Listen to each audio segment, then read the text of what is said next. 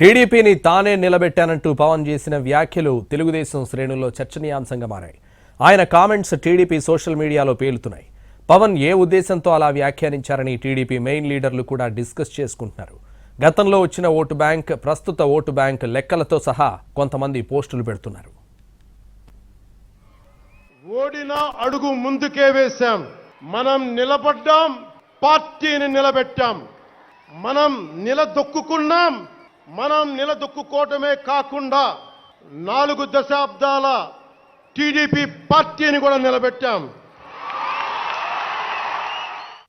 జనసేన ఆవిర్భావ సభలో టీడీపీని ఉద్దేశించి పవన్ చేసిన కామెంట్స్ ఇవే. ఓటమి భయం లేదు కాబట్టే 2019లో పోటీ చేశామన్నారు. ఓడినా అడుగు ముందుకే వేశామన్నారు. ఇంతవరకు ఓకే. నిలబడ్డాం, పార్టీని నిలబెట్టామని గర్వంగా చెప్పుకున్నారు.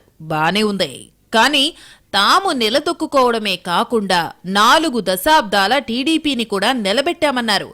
ఇదే ఇప్పుడు హాట్ టాపిక్ అయిందే. సామాన్య జనంతో పాటు రాజకీయ వర్గాల్లో కూడా ఆసక్తికరంగా చర్చ జరుగుతోంది.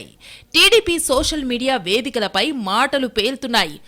ఎవరు ఎవరిని నిలబెట్టారనే డిబేట్ హాట్ గా నడుస్తోంది. గతంలో వచ్చిన ఓటు బ్యాంకు, ప్రస్తుతం వచ్చిన ఓటు బ్యాంకు లెక్కలతో సహా కొంతమంది పోస్టులు పెడుతున్నారు. ఇప్పుడు చెప్పండి, ఎవరు ఎవరిని నిలబెట్టారని కొందరు ప్రశ్నిస్తున్నారు. జనసేన ఆవిర్భావ సభ అంటే ఆ పార్టీ గురించి, వాళ్లు చేసే కార్యక్రమాల గురించి మాట్లాడుకోవాలి. కానీ అవతలి పార్టీని నిలబెట్టామని అనడం, అవతలి వాళ్లను ఉద్ధరించామనడం ఎంతవరకు సమంజసమంటున్నారు కొందరు టీడీపీ నేతలు.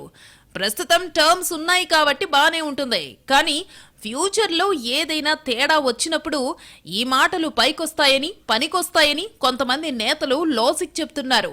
పొత్తులో భాగంగా టీడీపీ కొన్ని సీట్లు త్యాగం చేసింది.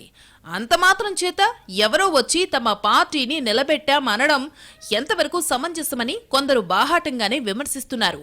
ప్రత్యర్థిని కట్టడి చేశామని చెప్పుకోవాలి గాని ఒకరినొకరు నిలబెట్టుకున్నామనడమేంటని అంటున్నారు. ఆ మాట తప్పుడు సంకేతాలు ఇస్తుందని ఇంకొంతమంది చెబుతున్నారు. ఇదిలా ఉంటే నాగబాబు చేసిన కామెంట్స్ కూడా అగ్నికి ఆజ్యం పోసాయి. పవన్ ను ఎవరైనా గెలిపించారు అనుకుంటే అది వారి కర్మని పరోక్షంగా వర్మని ఉద్దేశించి మాట్లాడటం కూడా చర్చనీయాంశమైందే. పొత్తులో ఉన్నప్పుడు ఆచి తూచి మాట్లాడాలి కానీ సంచలనాల కోసం మాట జారొద్దని కొందరు సూచిస్తున్నారు. ఈ టాపిక్ ఇంతటితో ఆగిపోతుందా, ఇంకా రచ్చ అవుతుందా చూడాలి.